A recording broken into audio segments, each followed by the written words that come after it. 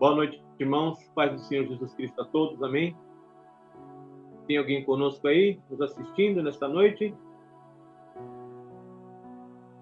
Dá um feedback para nós aí. Áudio, vídeo, ver se está chegando tudo ok.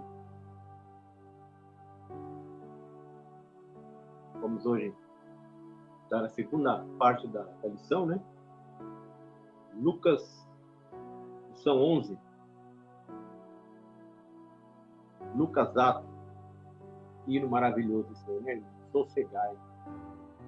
Vamos descansar na fidelidade, no caráter de Deus. Ele não pode mudar, ele não pode negar a si mesmo.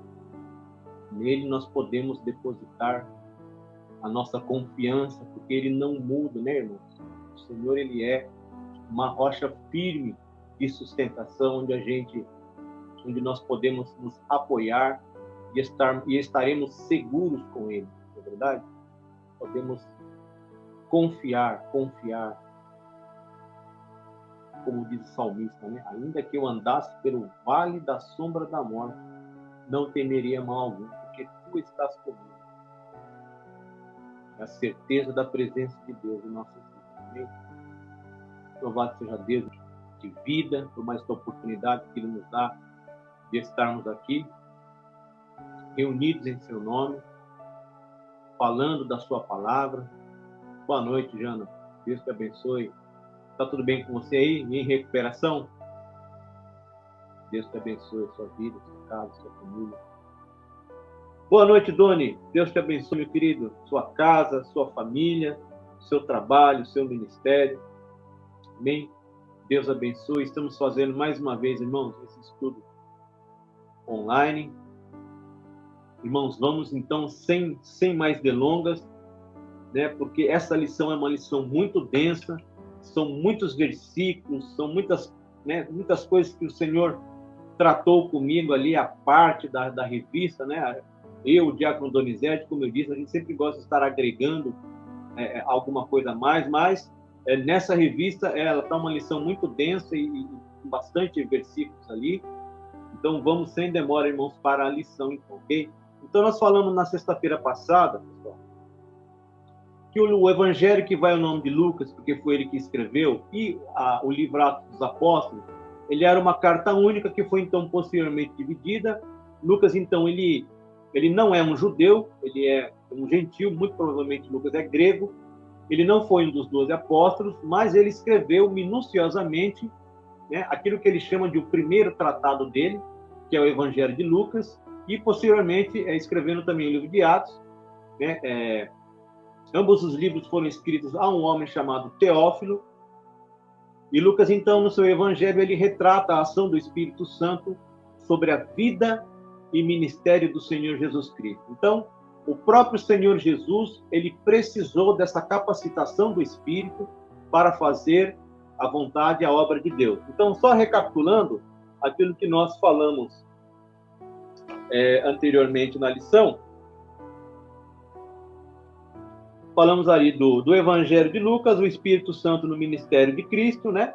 O Espírito Santo no Evangelho. A gente vê no capítulo 1 de Lucas que Lucas ele retrata muitas situações ali do Espírito Santo atuando na vida de Maria, de Zacarias, de Isabel. Nós temos o Espírito Santo e o batismo de Cristo, né? Quando o Senhor Jesus Cristo então se batiza nas águas e ele é posteriormente batizado com o Espírito Santo. E o Espírito Santo e a tentação de Cristo. E, por último, o Espírito Santo e a missão de Cristo. Então, a gente vê que é algo que vai evoluindo, né? O Senhor Jesus, ele se batiza, depois ele é tentado, e só depois, então, ele dá início ao seu ministério. Depois que ele é tentado, depois que ele recebe o revestimento do Espírito Santo, o Senhor Jesus, então, ele dá início ao seu ministério. Agora, no livro de Atos, então, Lucas, a ênfase agora é a ação do Espírito Santo na vida dos discípulos, dos apóstolos, né? E da igreja, que surge após ali o derramamento do Espírito Santo. Então, sem mais delongas, vamos estar dando início aqui à nossa lição de hoje. Lucas 11, lição 11 é Lucas Atos, parte 2. O primeiro subtópico, irmãos, o Espírito Santo em Atos. Aliás, Atos dos Apóstolos e o Espírito Santo no ministério da igreja é o tópico, e ele está dividido em 3 subtópicos. O Espírito Santo em Atos, a promessa cumprida no Pentecostes e a expansão da igreja primitiva. Depois nós temos um outro tópico, o modelo pentecostal para a igreja de nossos dias, que é dividido, então, em 3 subtópicos. O revestimento de poder do alto, as línguas como evidência inicial e a plenitude do Espírito Santo. Então, vamos dar início aqui. Atos dos Apóstolos, o Espírito Santo no ministério da igreja. Primeiro subtópico, o Espírito Santo no livro de Atos. Então, como eu disse, né, Lucas, no seu evangelho, ele dá ênfase ali à ação do Espírito na vida e no ministério de Jesus, e agora no livro de Atos, na vida dos discípulos e na vida da igreja.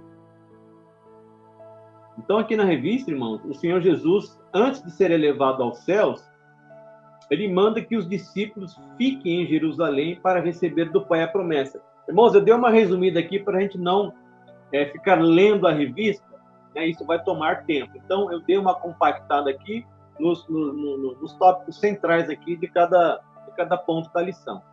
Então, a primeira parte aqui, o Senhor Jesus, antes de ser elevado aos céus, ele manda que os discípulos fiquem em Jerusalém para receber do Pai a promessa. E a gente encontra isso lá no Evangelho de Lucas 24:49, quando o Senhor Jesus, já ressurreto aqui, falando com os discípulos, ele diz assim: e eis que sobre vós envia a promessa de meu Pai, ficai, porém, na cidade de Jerusalém, até que do alto sejais revestidos de poder. Então, irmãos, a gente vê que o poder que nós precisamos para a obra de Deus, ela não é produzida na terra, ok? Ela vem do alto, ela vem da parte de Deus, aquilo que o Senhor Jesus diz aqui, a promessa do meu Pai. Então, aquilo que nós precisamos para fazer a obra de Deus, ela não pode ser produzida por mão humana, pelo braço da carne. Ela vem do alto, né? Como o Senhor Jesus diz, até que do alto seja revestido de poder. E eu fiz um acréscimo aqui, irmãos, que não está na revista, ok? Essa espera dos apóstolos, como que foi feita essa espera por parte? O que eles ficaram fazendo enquanto eles ficavam esperando o cumprimento desta promessa? A gente vê lá em Atos 1:14, que em oração Jesus orou depois de ser batizado nas águas e foi posteriormente batizado no Espírito Santo. Então a gente vê lá em Atos 1:14 que essa espera dos apóstolos, ele tinha como pano de fundo, pessoal, a oração. Assim como o Senhor Jesus, como eu disse, assim que ele foi batizado nas águas, o texto diz que ele orando, ele recebeu o batismo do Espírito Santo. Então a gente vê que o pano de fundo desse revestimento de poder que nós tanto precisamos, ele advém de oração, de estarmos continuamente em oração, em comunhão com Deus. Então Atos 1:14 diz assim: todos estes perseveravam unanimemente em oração e súplicas com as mulheres e Maria, mãe de Jesus, e com seus irmãos. Então eles estavam ali unânimes, perseverando em oração. Então, essa espera por parte deles, pessoal, não foi uma espera ociosa. Eles estavam em oração, né? Outra referência que eu marquei aqui, Atos 2:1. Isso não está na revista, tá, pessoal? É só algo que eu agreguei aqui. Ó, mesma coisa, cumprindo-se o dia de Pentecostes, estavam todos reunidos no mesmo lugar. Então, eles estavam em oração e eles estavam juntos. Então, é aquilo que a igreja precisa estar, irmãos, em oração e estar junta, perseverando em oração, ok? Vamos estar dando prosseguimento aqui. Então, a gente vê, seguindo aqui a ordem da lição, que o propósito do derramamento do Espírito, para que é, irmãos? Era capacitar os discípulos para a evangelização. A gente vai estar falando isso mais para frente. Então, o revestimento de poder, o batismo com o Espírito Santo, não é algo que a gente receba da parte de Deus para colocar numa moldura e pendurar na parede e dizer que temos. Não. Okay? É o revestimento de poder para sermos testemunhas do Senhor, para fazermos a sua obra. Os discípulos não poderiam dar continuidade a esta obra de Cristo na terra sem o revestimento de poder. Então está lá, Atos 1:8 diz assim: mas recebereis a virtude do Espírito Santo, que há de vir sobre vós, e ser-me-eis testemunhas, tanto em Jerusalém, como em toda Judeia e Samaria, e até os confins da terra. Então, a gente vê que aquele revestimento de poder que começa ali nos discípulos, e eles começam então a obra em Jerusalém, depois ela amplia para a Judeia, Samaria e até os confins da terra. Ok? Então, esse revestimento de poder é para a execução da obra de Deus. Né? Vamos dar início aqui. Então, os discípulos agora, capacitados pelo Espírito Santo, eles dão continuidade à obra do Senhor Jesus. Livro de Atos, capítulo 2, versículo 38. É a referência que a lição nos dá aqui. Então, os discípulos agora capacitados, eles dão continuidade à obra do Senhor Jesus. Atos 2:38, e diz assim: e disse-lhes Pedro: arrependei-vos, e cada um de vós seja batizado em nome de Jesus Cristo para perdão dos pecados, e recebereis o dom do Espírito Santo. Então, aqui, irmãos, o Pedrão, depois de receber o batismo com o Espírito Santo, você vê lá aqui no capítulo 2 de Atos que Pedro, depois de receber o revestimento de poder, ele nem parece, nem de longe, aquele Pedro que nega Jesus 3 vezes. Né? Ele tomado ali de poder de Deus, de poder do alto, ele prega veementemente contra aqueles que estavam zombando daquilo que tinha acabado de acontecer, né? O revestimento ali do Espírito Santo. O pessoal começou a falar: não, olha, esse pessoal está bêbado aí. Né? Então, Pedro, tomando a palavra ali com veemência, na unção do Espírito, ele prega, e então ele fala aqui no versículo 38, arrependam-se. É a mensagem do Evangelho, irmãos, é a mensagem da cruz. Arrependam-se e cada um de vós seja batizado em nome de Jesus para perdão dos pecados, e recebereis o dom do Espírito Santo. Então, aqui já no segundo subtópico da lição, a promessa cumprida em Pentecostes. Então, nós veremos, irmãos, que o Senhor Jesus, ele escolhe essa data e não é aleatória. Tá? A gente vai estar falando isso mais para frente. Então, o batismo no Espírito Santo, ele foi profetizado por um profeta menor, o profeta Joel, capítulo 2, versículo 28. Então, essa aqui é a promessa do Pai que o Senhor Jesus cita lá em Lucas 24, 49. Então, aqui é a promessa do Pai. Okay? Então, aqui é a promessa do Pai. Só que se nós pegarmos para ler o livro do profeta Joel, capítulo 2, se você ler uns versículos anteriores e posteriores, que a gente chama de contexto imediato e remoto, nós veremos que essa promessa, irmãos, ela é escatológica. Ela tem início com o derramamento do Espírito Santo, no versículo 28, depois ela vai evoluindo, né, os sinais, né, coluna de fogo, sangue, né, e o sol se converterá em trevas e a lua em sangue. Então, nós temos aqui nesse texto de Joel o sim e ainda não. O que é o sim? O derramamento do Espírito Santo. Já recebemos, já estamos aqui na era da dispensação da graça, né?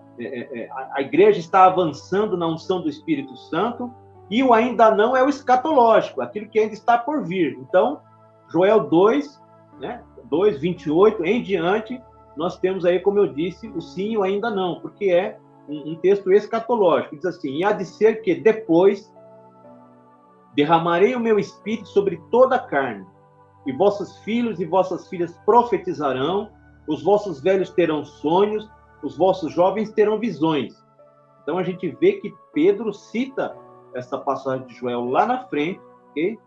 E a gente não vai ler por uma questão de tempo, pessoal, mas quando a gente lê o início do versículo aqui, diz assim: e há de ser que depois derramarei o meu espírito, nós somos obrigados a ler os versículos anteriores, porque ele está falando aqui, e há de ser que depois. Então, isso tem que gerar em nós uma curiosidade. Depois do quê? Então, você vai ver né, nos versículos anteriores, aquilo que Deus estava fazendo, okay? Para depois, então, chegar no versículo 28 e o Senhor, então, dizer que Ele derramará do seu Espírito sobre toda a carne. Então, isso acontece no derramamento do Espírito Santo, lá no livro de Atos, na festa de Pentecostes. Então, Cristo, ela ratifica como sendo a promessa do Pai, né? Atos 1,4 diz assim: estando com eles, determinou-lhes que não se ausentassem de Jerusalém, mas que esperassem a promessa do Pai, que disse ele, de mim ouvisse. Então a gente percebe Atos 1,4 com Lucas 24:49 é muito semelhante, porque é Lucas que escreveu, né? Então a gente vê o finalzinho de Lucas e o início do livro de Atos, o que está escrito ali é bem semelhante. Então Cristo, ele ratifica que Joel 2,28 era a promessa esperada da parte de Deus. Então, esse revestimento do Espírito Santo, isso aqui é um acréscimo meu, tá, pessoal? Não está na revista, tá? Isso aqui é só um acréscimo meu. Então, esse revestimento do Espírito Santo, ele era necessário não só para revestir os apóstolos para a obra da evangelização, okay? O recebimento do Espírito Santo também era necessário para a conversão de cada indivíduo. A gente percebe isso lá em Ezequiel 36, 26 e 27, quando o Senhor, falando ao profeta, diz assim: e vos darei um coração novo, porque o coração daquele povo estava endurecido. E porei dentro de vós um espírito novo, é o espírito no coração, né? E tirarei o coração de pedra da vossa carne, e vos darei um coração de carne, e porei dentro de vós o meu espírito, e farei que andeis nos meus estatutos, e guardeis os meus juízos, e os observeis. Então, revestimento de poder, mas fora o revestimento de poder, nós temos o Espírito Santo atuando em nós, porque, como diz lá, a luz do justo, né, como a aurora que vai brilhando, brilhando, até ser dia perfeito. Então, a ação do Espírito Santo em nós recebemos o Espírito Santo assim que nós aceitamos o Senhor Jesus. Então, a gente vai estar falando isso mais detalhadamente, que o batismo com o Espírito Santo, esse revestimento de poder, ele é uma experiência à parte da conversão. Todos nós, ao recebermos o Senhor Jesus e entregarmos a nossa vida a Ele, nós recebemos o Espírito Santo como selo de propriedade de Deus e como um penhor. Ele voltará para buscar aquilo que é dele. Então, essa atuação do Espírito Santo é que vai desenvolvendo em nós o caráter de Cristo, né? Aquilo que se encontra lá no livro de Gálatas, o fruto do Espírito Santo, é o que ele vai produzindo em nós.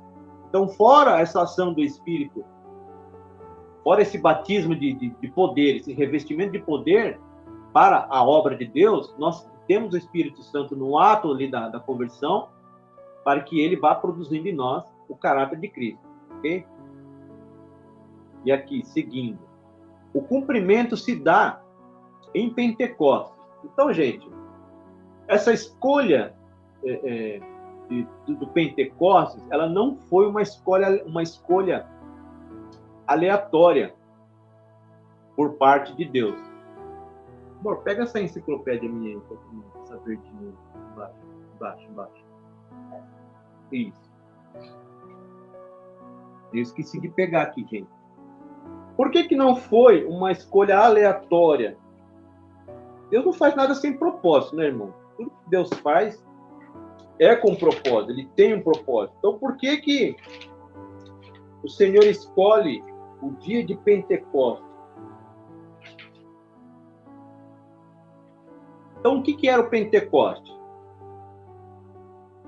Do grego, 50, que vem de 50 dias, né? Era a segunda das 3 grandes festas anuais a que devia comparecer todo o povo de Deus. Então, a gente vê lá no ato do derramamento do Espírito Santo que há judeus de toda parte. Há judeus de toda parte ali. Olha lá. Vamos estar aqui. Atos 2, a partir do versículo 8, diz assim: como, pois, ouvimos cada um na nossa própria língua em que somos nascidos, partos, medos, elamitas, os que habitam na Mesopotâmia, Judeia, Capadócia, Ponto, Ásia, Frígia, Panfilha, Egito, partes da Líbia, né, Cirene, né, e forasteiros romanos, cretenses, árabes. Por quê? Porque nessa festa de Pentecostes, todo judeu, mesmo que não morasse ali em Jerusalém, ele tinha que comparecer ali para a festa de Pentecostes.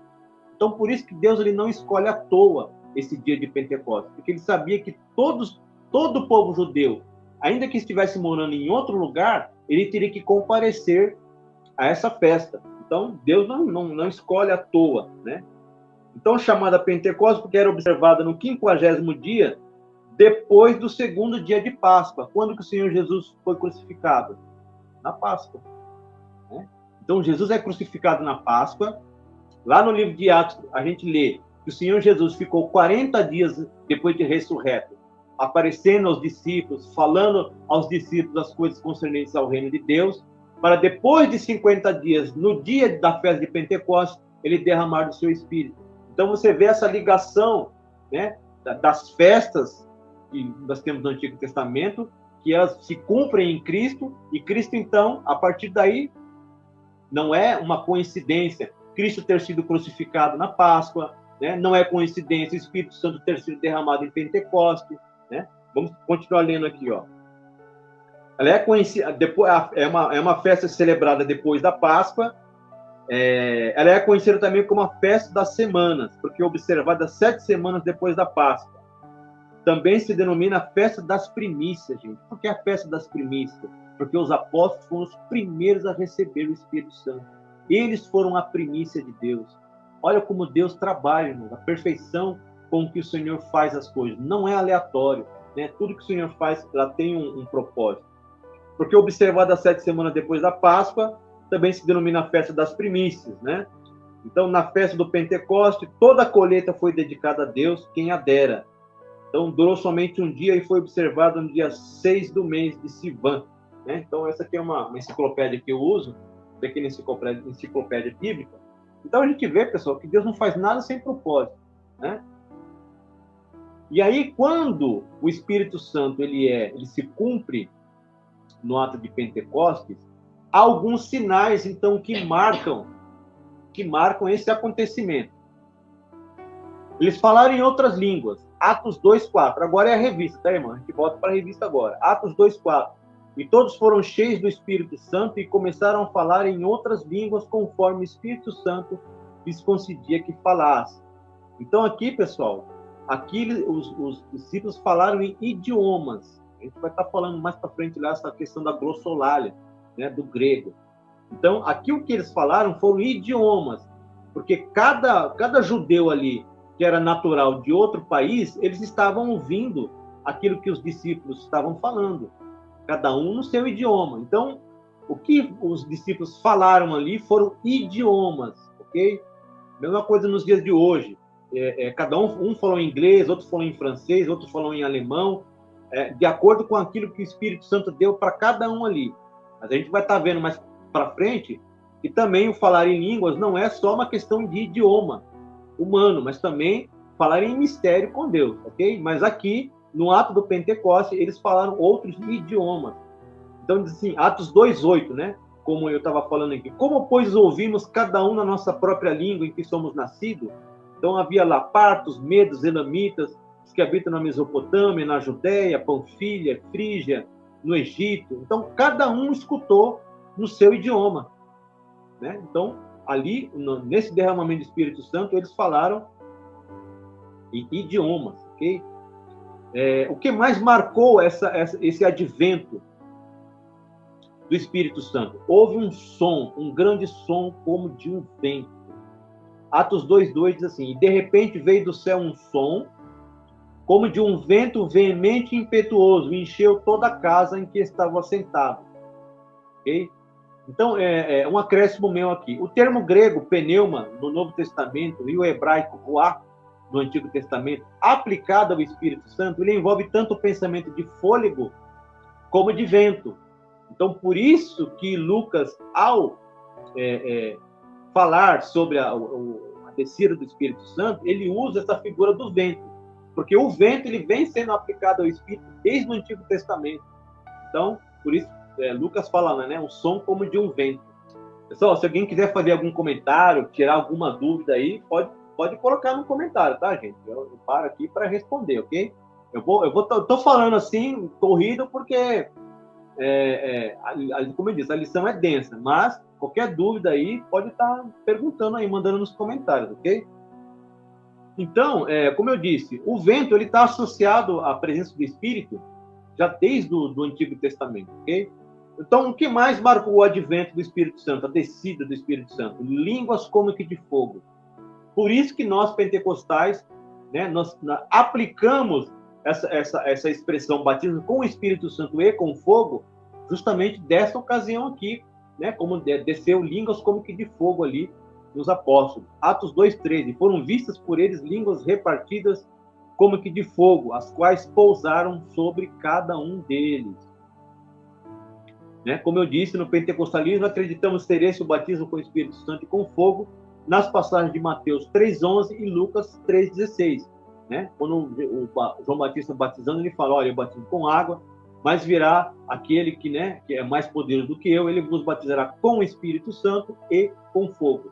Então, embora essas passagens, o contexto delas, né, o fogo está sendo empregado como juízo, né, mas nós acreditamos que esse fogo que o Espírito Santo nos batiza é um fogo purificador, é um fogo que nos santifica, né, que nos refina, que nos purifica. Não é um fogo de juízo, né, como alguns creem.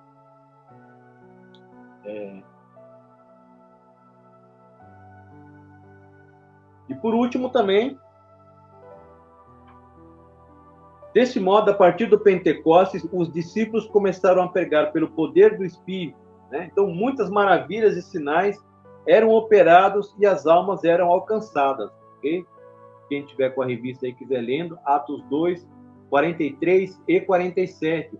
Diz assim, perseveravam na doutrina dos apóstolos, na comunhão, no partir do pão, nas orações, louvando a Deus e caindo na graça de todo o povo. E todos os dias acrescentava o Senhor à igreja aqueles que se haviam de se salvar. Então, irmãos, Deus acrescenta a quantidade, o crescimento, Deus dá onde tem qualidade. Eu acredito nisso. Deus, ele acrescenta almas onde há qualidade. A igreja estava, como nós vemos aí, sempre junta, sempre perseverando, né, ali no partir do pão, na comunhão, nas orações.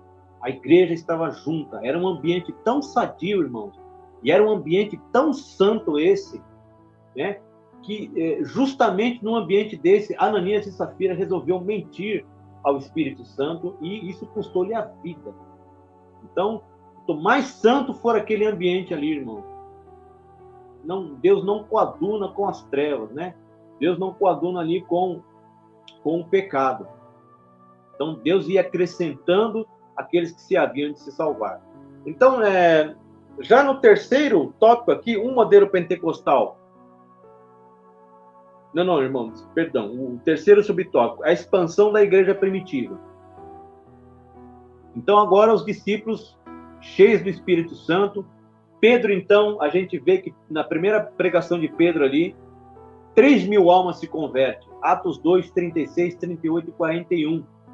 Diz assim, saiba, pois, com certeza toda a casa de Israel, que é esse Jesus a quem vós crucificastes, Deus o fez Senhor e Cristo. Então, a gente vê a pregação de Pedro já acusando aqueles caras ali, vocês crucificaram ele.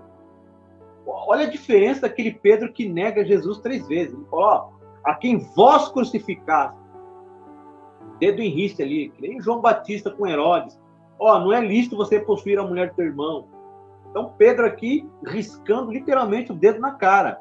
Né? Então, a esse Jesus a quem vós crucificastes, Deus o fez Senhor e Cristo. Versículo 38. E disse-lhes Pedro, arrependei-vos, e cada um de vós seja batizado em nome de Jesus Cristo para perdão dos pecados, e recebereis o dom do Espírito Santo. De sorte que foram batizados os que de bom grado receberam a sua palavra, e naquele dia agregaram-se quase 3.000 almas. Então, a gente vê, irmãos, que a palavra, ela precisa ser recebida de bom grado. Né? E também, toda a manifestação de Deus, do Espírito Santo, toda a manifestação de milagre, a gente vai sempre ver oração e pregação da palavra, irmãos. Isso não se separa. Não se separa. Oração, pregação da palavra. Pedro, então, pregou, né? Então, aqueles que de bom grado aceitou a palavra, eles se arrependeram, foram batizados, e a igreja, então, nessa primeira pregação, irmão, nessa primeira tarrafa que Pedrão joga, já 3.000 almas se convertem. E tem mais, após a cura do coxo e a pregação da palavra, mais 5.000 se convertem. Atos 3, 8 e 19. Diz assim: e saltando ele se pôs em pé e andou, e entrou com eles no templo, andando e saltando, louvando a Deus. Né? Versículo 19: arrependei-vos, pois, e convertei-vos, para que sejam apagados os vossos pecados, e venham assim os tempos do refrigério pela presença do Senhor. Mais uma vez, né, a pregação do convertei-vos, arrependei-vos, é a mensagem da cruz, né, irmão? Os discípulos, os apóstolos, não tinha fundinho musical, não tinha fumacinha. Irmãos, era na raça, era a raiz, era na unção do Espírito Santo, irmão. Arrependam-se, né? Se convertam, e aí virá o tempo de refrigério pela presença do Senhor. Atos 4:4. Muitos, porém, dos que ouviram a palavra, creram, e chegou o número desses homens a quase 5.000, irmãos. Olha a ação do Espírito Santo na vida desses homens. Né? O que mais ali nós temos? Felipe pregou em Samaria e vidas se converteram. Atos 8, do 5 ao 13. E havia grande alegria naquela cidade. Estava ali um certo homem chamado Simão, que anteriormente exercera naquela cidade arte mágica. E tinha iludido a gente de Samaria, dizendo que era uma grande personagem, a qual todos atendiam, desde o mais pequeno até o maior, dizendo: este é a grande virtude de Deus. E atendiam a ele, porque já desde muito tempo os havia iludido com artes mágicas. Mas, como crescem em Filipe, lhes pregava acerca do reino de Deus e do nome de Jesus Cristo. Se batizavam tanto homens como mulheres. E creu até o próprio Simão. Sendo batizado, ficou de contínuo com Filipe, e vendo os sinais e as grandes maravilhas que se faziam, estava atônito. Exato, Doni. Não tinha firula, né, cara? Não tinha firula. Não tinha. O cara pregava ali na raiz. Né? Para eles não interessava se eles iam ser presos, se eles iam morrer. Não tá nem aí. Né? Se não me engano, acho que está lá em Atos 4, quando Pedro, então, ele é liberto da prisão e ele faz uma oração. E a oração que Pedro faz não foi: Senhor, né, alivia essa tribulação minha. Né? Depois que ele acabou de ser solto ali, ele foi, acho que, preso ou foi chicoteado. Né?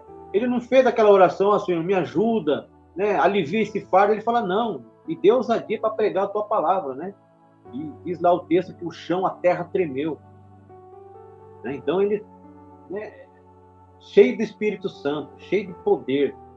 O que mais nós temos? Nós temos depois o Cornélio e a sua casa recebem um evangelho. Atos 10, 24 a 29. E no dia imediato chegaram a Cesareia, e Cornélio os estava esperando, tendo já convidado seus parentes e amigos mais íntimos. E aconteceu que, entrando Pedro, saiu Cornélio ao recebê-lo, e prostrando-se aos seus pés o adorou. Mas Pedro o levantou, dizendo: levanta-te, que eu também sou homem. E falando com ele, entrou e achou muitos que ali se haviam ajuntado. E disse-lhes: vós bem sabeis que não é lícito a um varão judeu ajuntar-se ou a chegar-se a estrangeiros, mas Deus mostrou-me que a nenhum homem chame em comum o imundo, pelo que, sendo chamado, vim sem contradizer. Pergunto, pois, por que razão mandaste-me chamar-me? Então aqui, a hora que Pedro vai à casa de Cornélio, ele reluta, né? Primeiramente ele reluta, porque ele teve aquela visão daquele lençol descendo com animais que os judeus não comiam, e nessa visão, Deus falava com ele: mata e come. Ele fala: não, Senhor, eu nunca comi nada impuro. Né? Mas Deus já estava trabalhando esse preconceito de Pedro com relação aos gentios. Né? Já era um agir, já era um trabalhar de Deus. Porque Cristo já havia, né, falado que todo alimento é puro. Todo alimento é puro. Jesus já tinha falado isso lá no Evangelho de Marcos.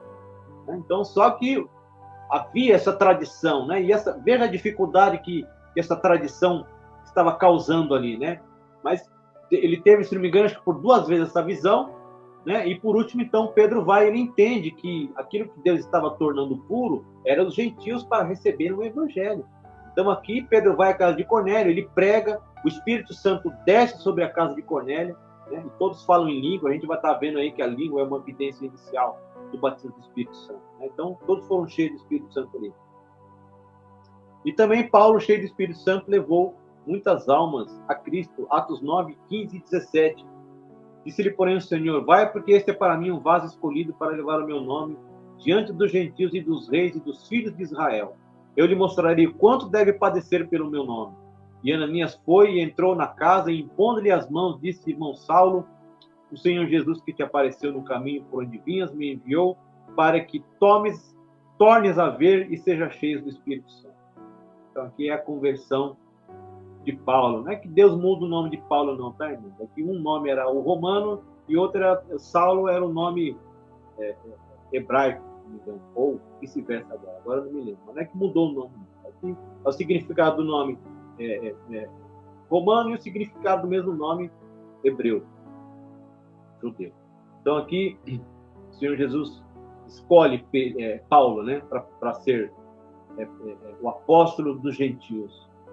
Né? E ele fala para Ananias: eu lhe mostrarei quanto deve padecer pelo meu nome. A gente vê quanto que Paulo sofreu. Né? Então, encerrando aqui, irmãos, essa sinopse, Atos dos Apóstolos, do Espírito Santo no ministério da igreja, diz assim: a manifestação do Espírito Santo em Atos dos Apóstolos revela a inauguração da história da igreja como agência de Cristo. Então, é dado ali, então, início à igreja, né? A igreja começa ali no livro de Atos, na descida do Espírito Santo, né? Então, nós fomos chamados para ser coluna e baluarte da verdade. Agora sim, irmãos, no terceiro e último tópico da revista, um modelo pentecostal para a igreja de nossos dias.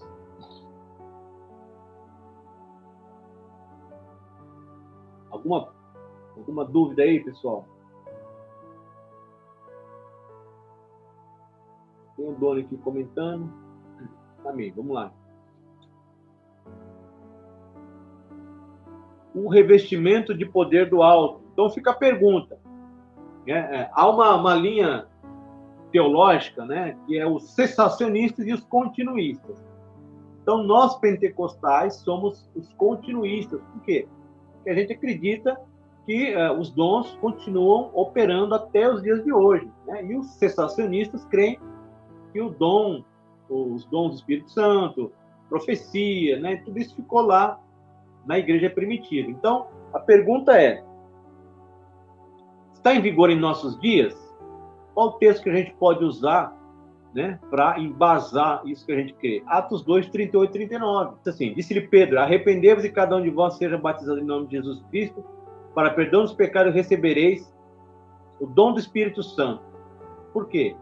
Porque a promessa vos diz respeito a vós, judeus, aos vossos filhos, a todos os que estão longe e a tantos quantos Deus nosso Senhor chamar. Então, enquanto Deus estiver chamando as pessoas na terra, o Espírito Santo continuará, irmãos, operando. Amém? Eu creio, nós pentecostais cremos na continuidade dos dons do Espírito Santo. Okay? Por mais que, infelizmente, nós temos muita meninice nas igrejas, né? Mas eu acredito, sim, né, na ação do Espírito Santo, e o Espírito Santo continua revestindo as pessoas de poder e de dons para fazerem a sua obra. Então, essa experiência, irmão, do batismo com o Espírito Santo, ela pode ocorrer ou junto ou após a regeneração. Então, não há um padrão, ok, irmãos? Não há um padrão. Por quê? O Cornélio recebe ali o batismo com o Espírito Santo, depois eles vão se batizar nas águas. Então, uns recebem esse batismo que nem Jesus. Quando Jesus saiu das águas, ele foi batizado com o Espírito Santo. Mas não há um padrão. Deus faz do jeito que Ele quer. Ok? Ele faz do jeito que Ele quer. E o Espírito Santo, esse batismo, esse revestimento de poder, é algo que é para ser buscado pela igreja, irmão. Para ser buscado por nós. Né? Porque o Senhor falou, olha, o Senhor dará o seu Espírito àquele que lhe o pedir. Então, se nós já, cristãos, entregamos a nossa vida a Jesus, já temos o Espírito Santo, então o que o Senhor Jesus está falando aqui é esse revestimento de poder. Então, ela pode ocorrer ou junto ou após a regeneração. Atos 8, 14 e 17 diz assim: os apóstolos, pois, que estavam em Jerusalém, ouvindo que Samaria recebera a palavra de Deus, enviaram para lá Pedro e João. Gente, Samaria é um lugar odiado pelos judeus, era o reino do norte. Era lá daquela mulher samaritana do poço, onde Jesus falou com ela lá no poço. Então, não tem mais essa divisão, você entende? Acabou essa parede de divisão, gentios e judeus, porque eles lá em Samaria recebem o Espírito Santo. Então, quando a palavra é pregada lá, eles enviam para lá Pedro e João, os quais, tendo descido, oraram por eles para que recebessem o Espírito Santo, porque sobre nenhum deles ainda tinha descido, mas somente eram batizados em nome do Senhor Jesus. Então lhes impuseram as mãos e receberam o Espírito Santo. Né? É importante a gente vermos que no Pentecoste, quando os discípulos eles têm esse revestimento do Espírito Santo, de poder, né? Então isso aqui é para embasar uma experiência que é a parte do ato da conversão. Porque lá em João 20, 22, os discípulos já tinham recebido o Espírito Santo. O Senhor Jesus já estava ressurreto. O Senhor Jesus assopra o Espírito Santo sobre os discípulos, mas não era ainda o revestimento de poder. João 20, 22. Diz assim: havendo dito isso, assoprou sobre eles e disse: recebei o Espírito Santo. Por que Jesus estava falando isso? Porque ele já estava ressurreto, ele estava já para estar com Deus. Então, esse Espírito Santo que Jesus assopra sobre eles é aquilo que o Senhor falou para eles a respeito do outro Consolador. Então, mas não era ainda o revestimento de poder. Tanto que depois dessa situação, desse ato aqui, que Jesus sopra o Espírito Santo sobre eles, ele manda que os discípulos fiquem em Jerusalém para que sejam revestidos de poder. Então, eles recebem o Espírito Santo aqui, mas não é o revestimento de poder para a obra do reino, para a continuidade, né, da obra de Cristo. Então, no Pentecostes, os discípulos já tinham o Espírito Santo. João 20, 22. Todo salvo em Cristo Jesus recebe o Espírito Santo no ato da conversão. Eu estava falando. Quem entrega a vida ao Senhor Jesus, ele já recebe o Espírito Santo ali como selo, ok? O que é um selo? É propriedade de Deus. Tudo aquilo que tem um selo, somente o proprietário pode quebrar esse selo. E o Espírito Santo, ele também é visto como um penhor. É aquilo que a gente recebe, o que nós recebemos de Deus, como um penhor, como uma prova de que ele voltará para buscar aquele que é dele. Isso mesmo, Doni, Paráclito, né? O Consolador, aquele advogado que está ali conosco. Né? É que nem eu falei, essa ação do Espírito Santo, a parte do revestimento de poder, é para desenvolver em nós, né, o caráter de Cristo, o fruto do Espírito Santo. Né? Então, todos salvo em Cristo Jesus recebe o Espírito Santo no ato da conversão, Gálatas 3:2. Só quiseram saber isso de vós, recebeste o Espírito pelas obras da lei ou pela pregação da fé? Paulo aqui, né, puxando a orelha lá dos Gálatas, que eles estavam saindo do cristianismo e voltando para as obras da lei. Né? Então, Paulo, puxando a orelha aqui da igreja, olha, vocês receberam o Espírito pelas obras da lei ou pela pregação da fé? Né? Então, eles já era uma igreja que já tinha o Espírito Santo, porque eles, né, ao crerem em Jesus, receberam o Espírito. Mas eles estavam regredindo e voltando às obras da lei. E também esse revestimento do Espírito, irmãos, nos leva a viver uma vida cristã vitoriosa. Atos 6, do 8 ao 10. Nós temos aqui o Estevão, né, o primeiro mártir da igreja, foi apedrejado. Então, Estevão, cheio de fé e de poder, fazia prodígios e grandes sinais entre o povo. Levantaram-se alguns que eram da sinagoga chamada dos libertos, e dos sirineus, e dos alexandrinos, e dos que eram da Cilícia e da Ásia, e disputavam com Estevão. Olha quanta gente. E não podiam resistir à sabedoria e ao espírito com que falava. Eles não podiam resistir às palavras de Estevão, porque Estevão estava cheio, irmãos, de poder de Deus. Ele não estava cheio de filosofia, ele não estava cheio de nenhum conhecimento humano, né? Assim como Paulo fala lá em Coríntios, né? Eu vim aqui com a pregação da palavra de Deus, eu não vim aqui com filosofia humana, né? Com sublimidade de palavras. Eu vim aqui com o evangelho, eu vim aqui pregando a palavra de Deus. Também ela nos leva a uma adoração mais profunda, esse revestimento do Espírito Santo, né? 1 Coríntios 14, 26. Diz lá: que farei, pois, irmãos, quando vos ajuntais? Cada um de vós tem salmo, tem doutrina, tem revelação, tem língua, tem interpretação. Faça-se tudo para a edificação. Então, aqui, Paulo, organizando ali o culto de Corinto, fala ali que os dons, né, irmão? Então, tudo aquilo que a gente recebe de Deus, irmão, é para a edificação da igreja. como eu disse, estamos falando do revestimento do Espírito Santo. Não é para emoldurarmos ali no quadrinho e pendurar na parede para dizer que temos. Não é, irmãos. É para ser usado para a edificação da igreja, ok? Não é para batermos no peito e dizer que somos, que temos, porque a gente não é nada, irmão. A gente é um vaso de barro, ok? Então, por isso que Paulo fala, né, que esse tesouro foi colocado em vaso de barro para que a gente não se glorie. Porque aquilo que é bom, aquilo que é perfeito, vem do alto, vem de Deus, irmão. Não é a gente que fabrica. Então, aqui o Senhor Jesus falando, irmão, que devemos buscar esse revestimento espiritual, né? Lucas 11:13. Pois se vós, sendo mal, sabeis dar boas dádivas aos vossos filhos, quanto mais dará o Pai Celestial o Espírito Santo àqueles que lhe pedirem. Então, o Espírito Santo, esse revestimento de poder, ele precisa ser pedido, ele precisa ser buscado. Irmãos, por uma questão de tempo aqui, eu vou ler os últimos 2 subtópicos aqui. Eu não vou ler os versículos, irmãos, porque já são 8h58 e não vai dar para ler todos os versículos aqui. Então, eu só vou ler aqui o conteúdo da revista. Vai passar um pouquinho, irmão, mas tenha paciência. Então, vamos lá. O segundo subtópico, né? O primeiro é o revestimento de poder do alto. As línguas como evidência inicial, irmãos. Então, aqui nós temos as línguas como evidência desse batismo. O falar em línguas, ele continua ao longo do Novo Testamento, ali no livro de Atos, a gente vê as pessoas recebendo o Espírito Santo e falando em línguas. Já aquela ação do vento, né, que Lucas descreve ali, né, um vento impetuoso, e línguas como de fogo descendo, isso não se repete mais.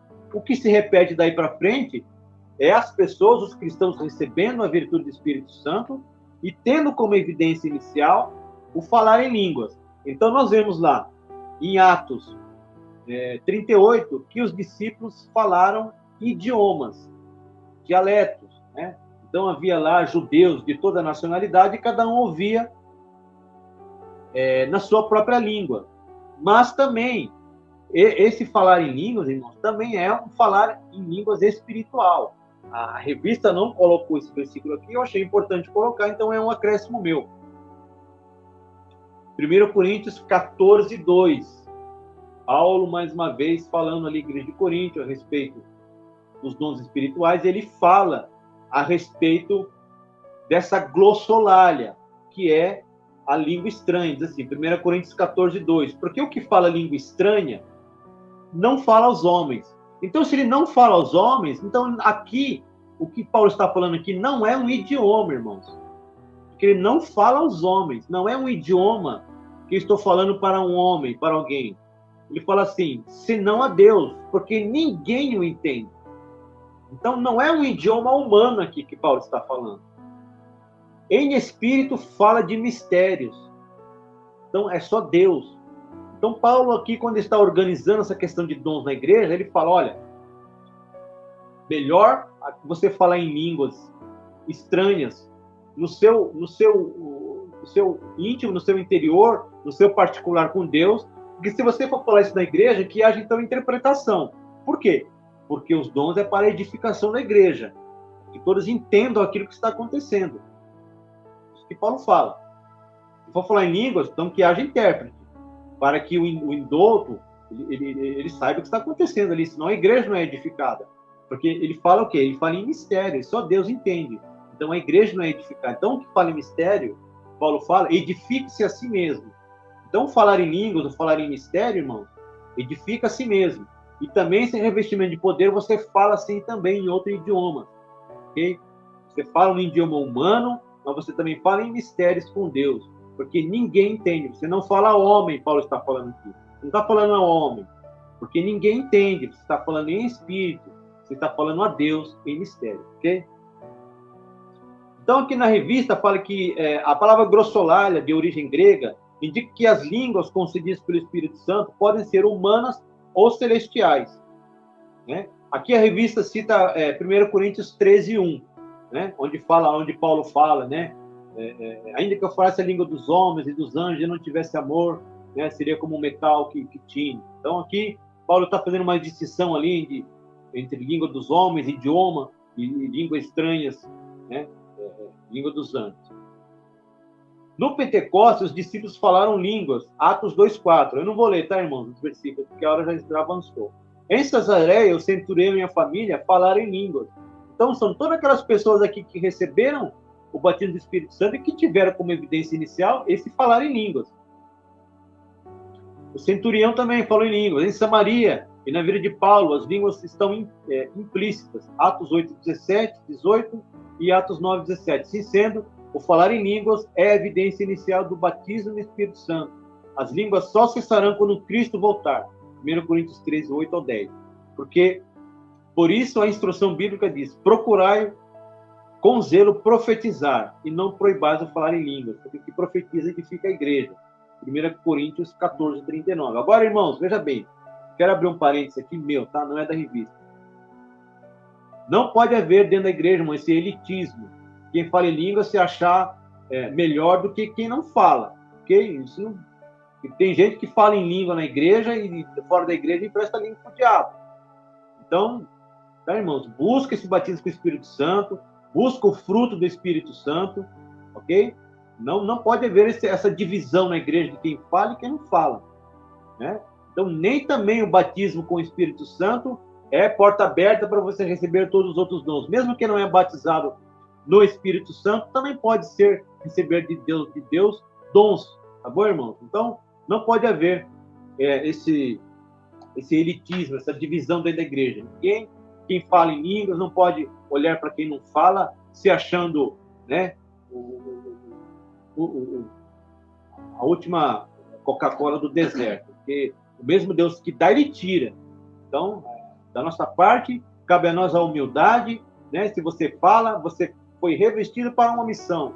Okay? Então, você tem que descobrir aí o seu propósito, qual o seu chamado, para que Deus te chamou, né? O que Deus te chamou para ser o que no corpo? Pé, mão, ouvido, orelha, ok? Mão, a cabeça é Cristo, irmão, você não pode ser a cabeça. Então, se você foi chamado e você foi revestido com esse batismo, foi para uma missão, ok? E, por último, a plenitude do Espírito Santo. A experiência pentecostal não ficou restrita ao tempo dos apóstolos, né? Atos 2:39, a gente já leu aqui, porque essa promessa diz respeito a vós, a vossos filhos, aos que estão longe e a tantos quantos Deus, nosso Senhor, chamar. Então, irmão, está valendo para os dias de hoje.